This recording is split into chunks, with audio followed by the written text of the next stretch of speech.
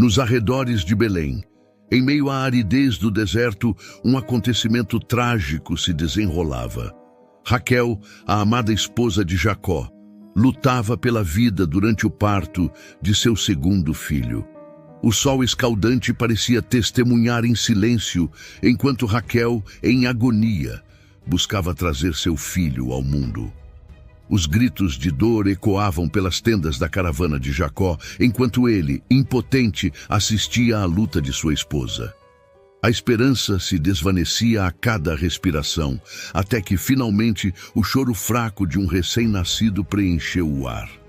Mas junto com a alegria do nascimento, veio a tragédia da despedida. Raquel, exausta e enfraquecida, deixava este mundo, deixando Jacó mergulhado na dor da perda. Assim, nasceu Benjamim, envolto em lágrimas e saudade, marcado para sempre pelo último suspiro de sua mãe. Mas o que será que realmente aconteceu com Raquel? Será que a Bíblia explica o verdadeiro motivo de sua morte? Isso é o que vamos descobrir no vídeo de hoje. Como de costume, peço encarecidamente que se inscrevam no canal e cliquem no botão de like. E vamos para o vídeo. Raquel, uma das figuras mais cativantes da Bíblia, tem sua história entrelaçada com a de Jacó, seu futuro marido, de uma maneira única e emocionante. A narrativa de seu encontro com Jacó é encontrada no livro de Gênesis e é uma história de amor que transcende o tempo. Jacó, fugindo da ira de seu irmão Esaú, deixou sua terra natal em Canaã e seguiu para a terra de Harã, onde vivia seu tio Labão. Sua jornada era longa e cansativa, mas carregava a esperança de encontrar refúgio e uma nova vida. Ao chegar à região de Padã-Arã, Jacó se deparou com um poço, onde pastores se reuniam para dar água aos seus rebanhos. Foi ali que ele viu Raquel pela primeira vez. Raquel era pastora e cuidava das ovelhas de seu pai, Labão. Ao vê-la, Jacó ficou instantaneamente encantado por sua beleza e graça. Ele se aproximou e, com grande demonstração de força, removeu a pedra que cobria o poço, permitindo que as ovelhas de Raquel bebessem água. Este ato de gentileza e força física impressionou Raquel e o encontro rapidamente se transformou em uma ocasião memorável. Jacó se apresentou a Raquel como filho de Rebeca, irmã de Labão, e foi recebido com alegria. Raquel correu para casa para contar a seu pai sobre a chegada de Jacó. Labão, ao saber da presença de seu sobrinho, correu para encontrá-lo e o acolheu calorosamente em sua casa. Jacó, já apaixonado por Raquel, decidiu que queria se casar com ela. Ele propôs um acordo a Labão. Trabalharia 7 anos como pastor em troca da mão de Raquel em casamento. Labão aceitou o acordo e Jacó começou a trabalhar com dedicação e amor, contando os dias até poder se casar com sua amada. Os 7 anos passaram rapidamente para Jacó. Tamanha era a sua paixão por Raquel. Ele disse a Labão: "Dá-me minha mulher, pois já venceu o prazo para que eu me case com ela." Gênesis capítulo 29, versículo 21. Labão então preparou um grande banquete e convidou todos os homens do lugar para a celebração do casamento. No entanto, Labão tinha outros planos. Na noite do casamento, ele enganou Jacó, substituindo Raquel por sua filha mais velha, Lia. Coberta pelo véu do casamento e pela escuridão da noite, Jacó não percebeu o engano até a manhã seguinte. Quando descobriu que havia se casado com Lia em vez de Raquel, Jacó ficou furioso e confrontou Labão. Labão explicou que na sua terra era costume casar primeiro a filha mais velha. No entanto, ele ofereceu uma solução. Jacó poderia se casar com Raquel também, desde que concordassem trabalhar por mais 7 anos. Embora desapontado, o amor de Jacó por Raquel era tão grande que ele aceitou o acordo e completou a semana de celebração do casamento com Lia, antes de se casar com Raquel. Mais 7 anos se passaram e Jacó finalmente se casou com Raquel, ficando assim com as 2 mulheres. A vida familiar de Jacó, com suas 2 esposas, Raquel e Lia, foi marcada por uma intensa rivalidade. Embora Jacó amasse profundamente Raquel, era Lia quem inicialmente dava filhos a ele. Lia deu à luz 4 filhos: Rúben, Simeão, Levi e Judá. A cada nascimento, ela esperava ganhar o amor de Jacó, mas ele continuava preferindo Raquel. Raquel, por outro lado, sofria profundamente por sua esterilidade. Ela invejava a fertilidade de Lia e se desesperava por não conseguir dar filhos a Jacó. Em um momento de grande angústia, Raquel disse a Jacó: "Dá-me filhos, senão morro." Gênesis capítulo 30, versículo 1. Jacó respondeu com frustração, lembrando-a de que era Deus quem controlava a fertilidade. Para competir com sua irmã, Raquel recorreu a um antigo costume. Deu sua serva Bila a Jacó como concubina, para que ela pudesse ter filhos em seu nome. Bila deu à luz 2 filhos, Dan e Naftali. Lia, não querendo ficar para trás, também deu sua serva Zilpa a Jacó, que teve mais 2 filhos, Gade e Aser. Determinada a encontrar uma solução, Raquel tentou diversos métodos que, na crença popular, poderiam ajudá-la a engravidar. Entre as práticas que Raquel adotou estava o uso das mandrágoras, uma planta que na antiguidade era tida como um remédio poderoso para promover a fertilidade. Acreditava-se que as mandrágoras possuíam propriedades afrodisíacas e podiam ajudar mulheres estéreis a conceber. Certo dia, Rúben, o filho mais velho de Lia, encontrou mandrágoras no campo e as trouxe para sua mãe. Raquel, ao ver a planta, pediu a Lia que lhe desse algumas das mandrágoras, na esperança de que elas pudessem ajudá-la a conceber. Lia, sabendo do desejo desesperado de Raquel, concordou em trocar as mandrágoras por uma noite com Jacó, que passaria normalmente com Raquel. Apesar das esperanças depositadas nas mandrágoras, Raquel não conseguiu engravidar imediatamente após usá-las.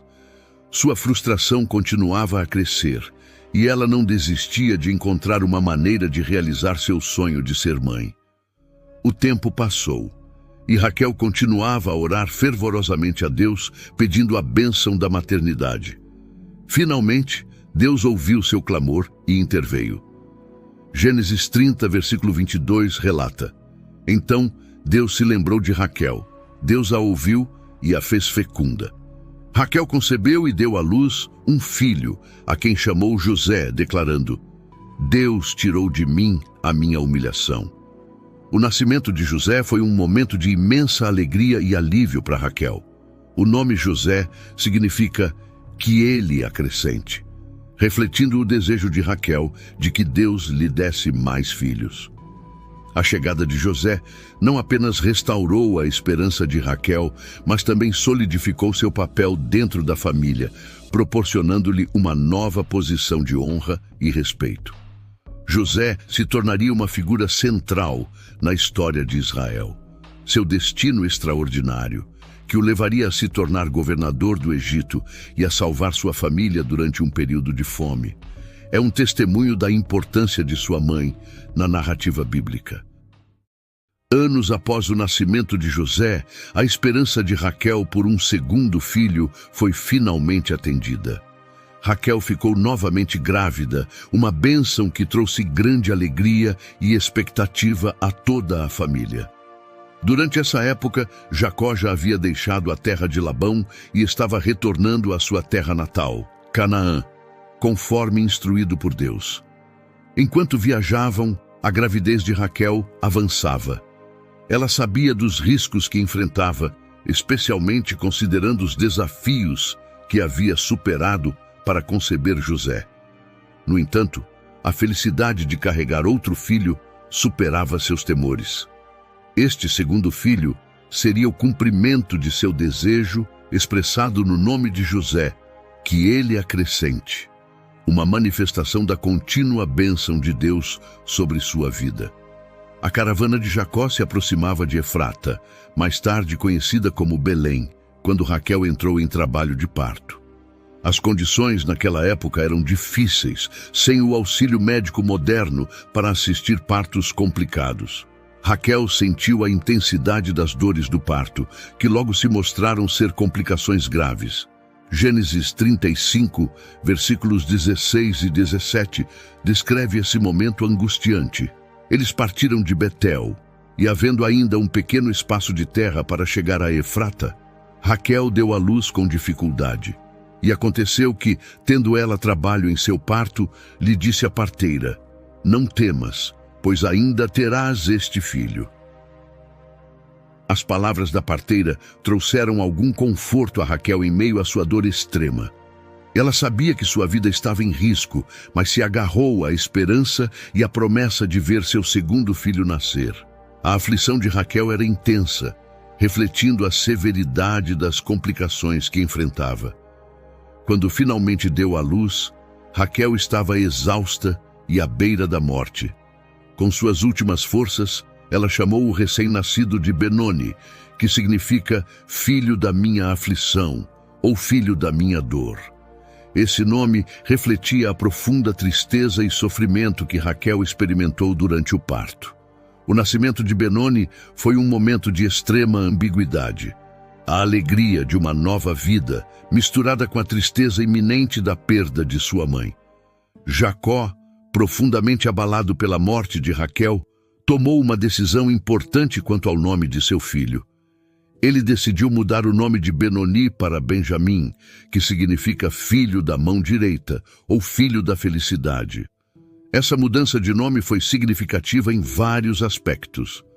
Primeiro, serviu como um tributo ao amor profundo que Jacó tinha por Raquel, transformando a conotação negativa associada ao nascimento de Benoni em algo positivo.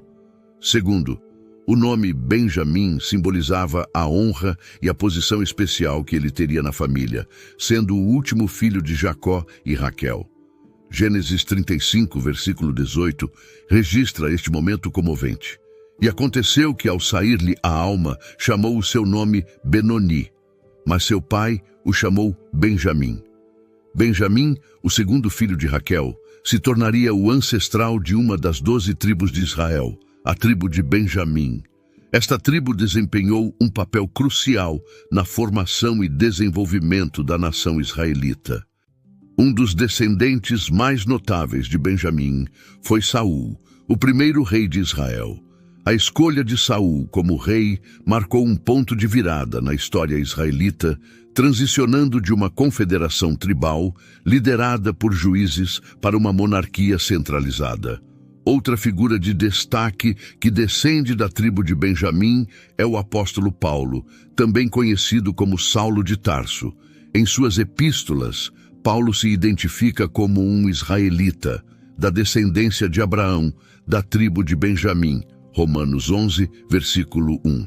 No entanto, a morte de Raquel foi um golpe devastador para Jacó e para a família. Jacó, profundamente entristecido, enterrou Raquel no caminho para Éfrata. Ele ergueu um marco sobre sua sepultura, um sinal de seu amor eterno e da memória duradoura de Raquel. Gênesis 35, versículos 19 e 20 diz: "Assim morreu Raquel, e foi sepultada no caminho de Efrata, que é Belém. E Jacó pôs uma coluna sobre a sua sepultura. Esta é a coluna da sepultura de Raquel até hoje." O marco sobre a sepultura de Raquel permaneceu como um símbolo de sua vida e do amor de Jacó. Mesmo nas gerações seguintes, a lembrança de Raquel e seu papel na formação do povo de Israel foram honradas. Quanto à morte de Raquel, permanece um mistério. Alguns estudiosos e teólogos sugerem que sua morte pode estar ligada a eventos e declarações específicas que ocorreram durante sua vida. 3 principais teorias surgem das escrituras e tradições para tentar explicar o que aconteceu. Uma das interpretações mais comuns é que Raquel teria sido amaldiçoada por Jacó, resultando em sua morte prematura. Esta teoria baseia-se em um incidente específico envolvendo os ídolos domésticos de Labão, pai de Raquel. Quando Jacó decidiu fugir da casa de Labão, Raquel furtou os ídolos de seu pai e os escondeu. Labão, ao perceber o desaparecimento dos ídolos, perseguiu Jacó e sua família. Quando Labão confrontou Jacó sobre os ídolos roubados, Jacó, sem saber que Raquel era a responsável, proclamou uma maldição: aquele com quem achares os teus deuses, não viva. Gênesis capítulo 31, versículo 32. Alguns interpretam esta declaração como uma maldição que inadvertidamente se cumpriu na morte de Raquel. Embora a Bíblia não forneça uma conexão explícita entre a maldição e a morte de Raquel, essa interpretação sugere que as palavras de Jacó tiveram um impacto místico ou profético, resultando em consequências trágicas para Raquel. Esta visão é amplamente debatida, pois depende da aceitação de que palavras ditas em ignorância podem ter poder fatal. O incidente dos ídolos de Labão levanta questões sobre a moralidade e a religiosidade de Raquel. Ao furtar os ídolos, Raquel estava envolvida em um ato que ia contra a devoção de Deus. Alguns estudiosos interpretam a morte de Raquel como uma forma de punição divina por seu pecado de idolatria. Neste contexto, a morte de Raquel durante o parto de Benjamim seria vista como um castigo direto de Deus pela transgressão moral de roubar e manter os ídolos pagãos de seu pai. Este ponto de vista é reforçado pela narrativa bíblica, que frequentemente mostra Deus punindo idolatria de maneira severa. No entanto, é extremamente importante notar que a Bíblia não faz uma conexão explícita entre o ato de furtar os ídolos e a morte de Raquel. Portanto, esta interpretação permanece especulativa e sujeita à análise teológica. Outra teoria intrigante está relacionada a uma declaração que Raquel fez anteriormente em sua vida, quando ainda era estéril e profundamente desesperada para ter filhos. Em Gênesis 31, Raquel disse a Jacó: "Dá-me filhos, senão morro." Esta declaração pode ser vista como uma expressão hiperbólica de sua angústia e desejo desesperado de ser mãe. Alguns intérpretes, porém, veem essas palavras como proféticas ou autorrealizáveis. A teoria sugere que Raquel, ao pronunciar estas palavras em um momento de intensa emoção, de alguma forma predeterminou seu destino. A morte de Raquel, ao dar à luz seu segundo filho, Benjamim, seria uma realização trágica e literal de sua declaração. Embora esta visão dependa da crença no poder performativo das palavras, especialmente em contextos emocionais intensos, ela também destaca a vulnerabilidade humana e o mistério do destino nas narrativas bíblicas. Embora nenhuma dessas teorias tenha uma base conclusiva nas Escrituras, elas refletem as complexidades da interpretação bíblica e as tentativas humanas de compreender eventos trágicos através de interpretações teológicas e morais. A história de Raquel é rica em simbolismo e significado, e sua morte trágica ao dar à luz Benjamim continua a ser um ponto de reflexão. A vida e a morte de Raquel, no entanto, não são apenas eventos históricos, mas também carregam lições espirituais e morais que continuam a ressoar e a inspirar a fé e a reflexão. Mais importante do que achar a causa de sua morte é entender os significados e lições que a Bíblia nos traz. Raquel, a esposa amada de Jacó, enfrentou inúmeros desafios, incluindo a rivalidade com sua irmã Lia e a luta contra a esterilidade.